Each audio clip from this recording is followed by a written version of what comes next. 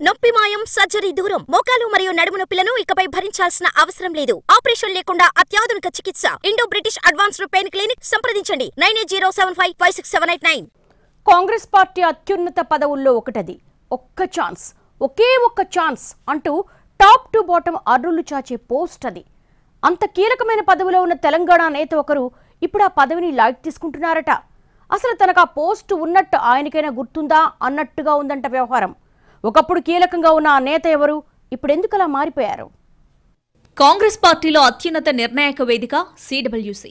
Party పరమైన విధాన నిర్ణయాలన్నీ ఇక్కడే జరుగుతాయి. ఇంకా చెప్పాలంటే అసలు సిడబ్ల్యూసి సభ్యుడు కావాలన్నది ప్రతి కాంగ్రెస్ నాయకుడి కల. ఆ కోర్ టీంలో నేరుగా సభ్యుడు కాలేకున్నా కనీసం ప్రత్యేక ఆహ్వానితుడిగా అయినా ఉండాలని కోరుకుంటారంతా. దాన్నో స్పెషల్ ప్రివిలేజ్గా ఫీల్ అవుతూ ఉంటారు గల్లీ నుంచి ఢిల్లీ దాకా హస్తం పార్టీ నేతలు. కానీ తెలంగాణకు చెందిన నాయకుడొకరు దాన్ని కూడా లైట్ తీసుకుంటున్నారన్నది లేటెస్ట్ హాట్ టాపిక్. రాష్ట్రం నుంచి ఆరోగ్య శాఖ మంత్రి దామోదర రాజనరసింహ, వంశీచంద్ రెడ్డి కాంగ్రెస్ వర్కింగ్ కమిటీలో ప్రత్యేక ఆహ్వానితులుగా ఉన్నారు. ఏఐసీసీ అధ్యక్షుడు ఖర్గేతో ఉన్న సంబంధాలు, అసెంబ్లీ ఎన్నికలకు ముందు పార్టీ వ్యూహంలో భాగంగా దామోదర రాజనరసింహకి సిడబ్ల్యూసీలో చోటిచ్చింది అధిష్టానం. కానీ సిడబ్ల్యూసీ సమావేశాలు జరిగినప్పుడు కూడా రాజనరసింహ ఢిల్లీ వెళ్లిన దాఖలాలు లేవు. ఈ పరిస్థితుల్లో శనివారం నాడు మరోసారి సిడబ్ల్యూసీ సమావేశం కాబోతోంది.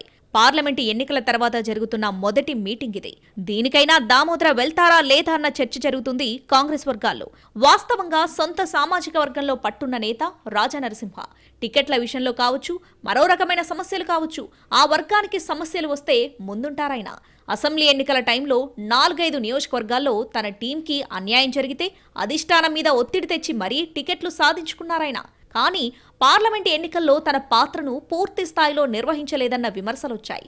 అధిష్టానంలో కీలకంగా ఉండేలా సిడబ్ల్యూసీ స్థాయిలో దామోదర రాజనరసింహకి గుర్తింపిచ్చింది పార్టీ. అయితే ఆయన ఇప్పుడు కీలక సమావేశాలకు కూడా వెళ్లకపోవడం ఏంటని సన్నిహితులే అసంతృప్తి వ్యక్తం చేస్తున్న పరిస్థితి.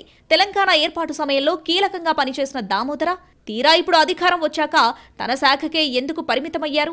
ఇక మీదట అలాగే అవ్వాలనుకుంటున్నారా అన్న ప్రశ్నలకు సమాధానాలు వెతికే పనిలో ఉన్నాయి రాజకీయ వర్గాలు. తెలంగాణ కాంగ్రెస్లో ఆయన సామాజిక వర్గం అంతా దామోదర వ్యవహార శైలిపై కొంత అసంతృప్తితో ఉన్నట్టు తెలుస్తుంది. అదే ఆయన మౌనానికి కారణమా, లేక అంతకు మించి ఉన్నాయా అన్నది క్వశ్చన్ మార్క్. ఉమ్మడి రాష్ట్రంలో క్రియాశీలకంగా ఉన్న నాయకుడు ఇప్పుడు కావాలనే సైలెంట్ అయ్యారా, లేక కావాల్సి వచ్చిందా అన్నది తేలాలంటున్నారు పరిశీలకులు.